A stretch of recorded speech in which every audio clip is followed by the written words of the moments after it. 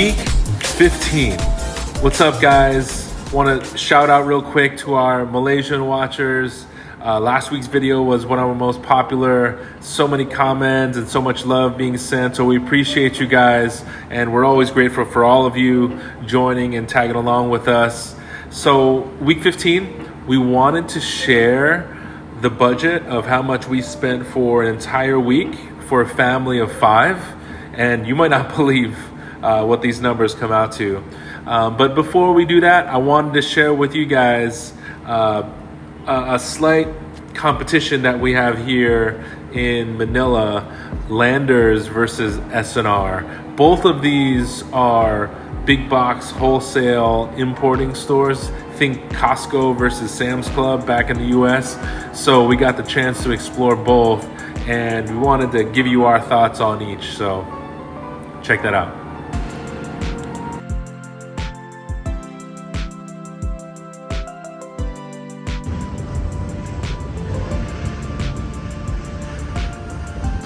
So warehouse feel, and interestingly enough, they have Kirkland brand things, but because they're imported, they're always more expensive.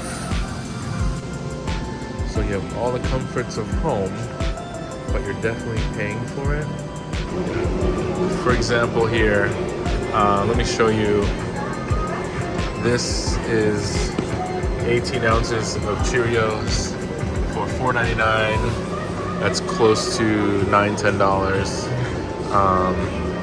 Yeah, Honey Nut Cheerios are on sale actually for $3.50, but the normal price is $6.99. So yeah, this is a bigger box, 27 ounces.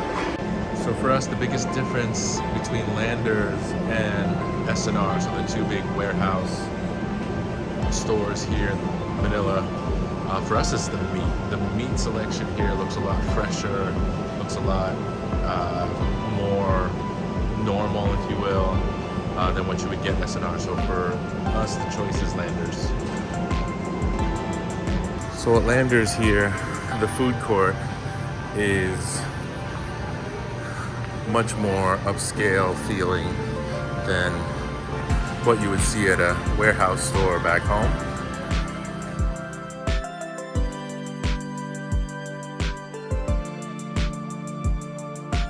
So let's dip right in.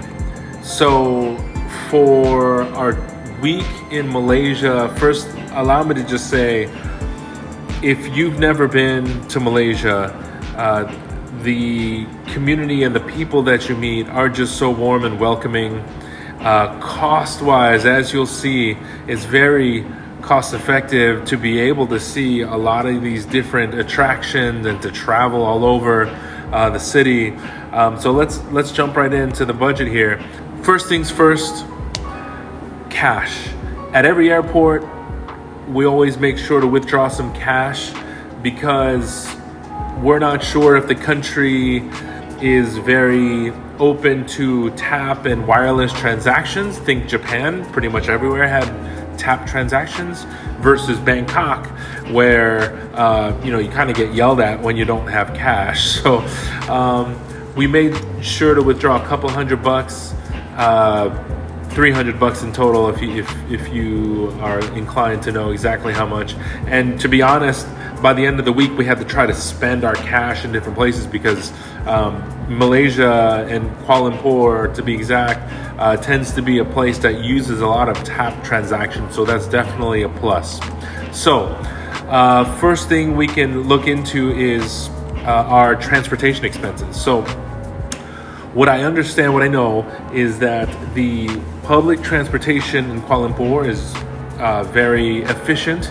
But when you're traveling with little ones, and it's just for the ease of use, we just prefer to use the rideshare type app.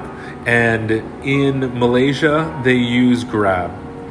So for an entire week of grabbing to all the different locations in the city, also in Langkawi when we were there, we spent a total of $253.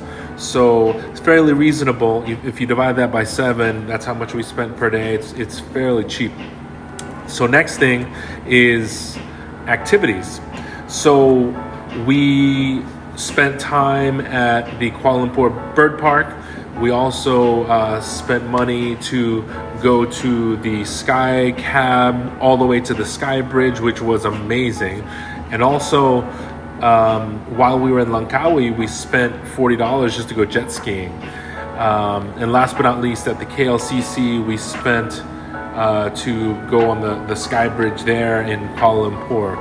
So in total for activities, we spent $361. So that, in my opinion, is dirt cheap for a family of 5. $361. So it's very reasonable. What's awesome is a lot of the tourist attractions and temples or the King's Palace was free of charge. So you just went there, take a look around. They have some exhibits or things to read, and it didn't cost us anything. Besides the price of getting there. So that's what's great about Malaysia is very reasonable for all that we chose to do. Next, biggest cost is food.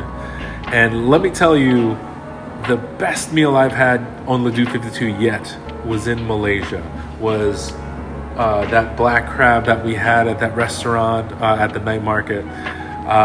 The amount of noodles and options that they have is just amazing. Malaysia is really a melting pot of all these different countries in the area, and you can choose from your favorites. So it is awesome. In total, a week for food, between snacks to meals to sit-down restaurants, we spent for a party of 5, $535, right? So divide that by 7, and per day the cost for a family of 5 is very, very reasonable. And this is high quality, amazing tasting food, right? We ate at a Pakistani restaurant. We ate some spicy food, Malaysian and Thai food. We had even shawarma. So I'm really proud of the kids to be able to try and be flexible to try all these different things that they normally wouldn't try back home. So it was well worth it. Another major cost is the flight to get there.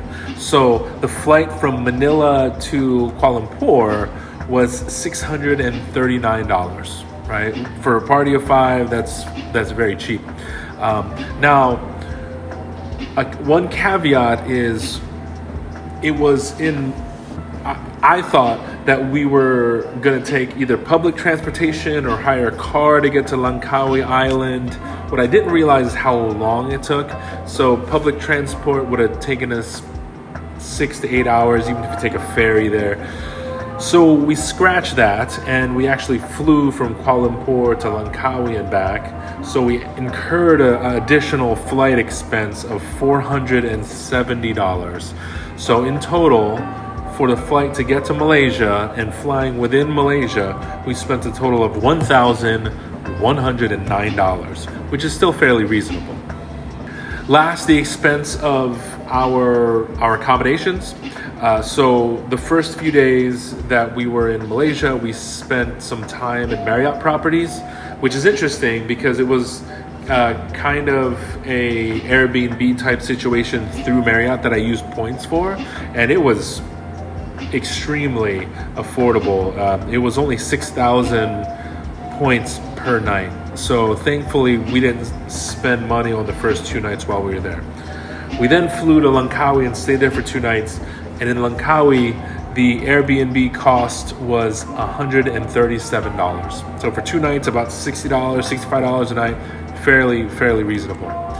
And then we spent the last 3 nights and 4 days in Kuala Lumpur again.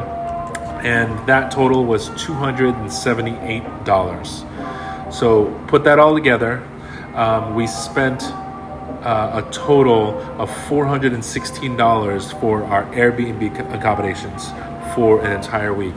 Also, about 10,000 Marriott points. So fairly reasonable, and in my opinion, I think it's really cheap.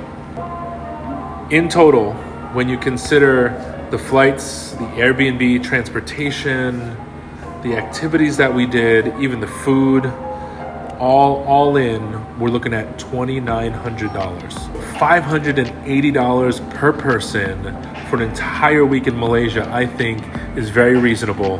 And I'm so proud of the kids because they were able to try new things, step out of their comfort zone. First time eating Pakistani food and other spicy foods, and they jumped at the opportunity and did really well. So if you're ever thinking of a trip that's both economical and awesome and need activities to do, Malaysia is definitely a spot I would recommend. So hopefully you guys thought that this information was helpful and informative. When you get an opportunity, please subscribe because it helps other people get to the content. And we're always grateful to have you guys. This is your weekly reminder. Collect moments, not things. Take care, guys.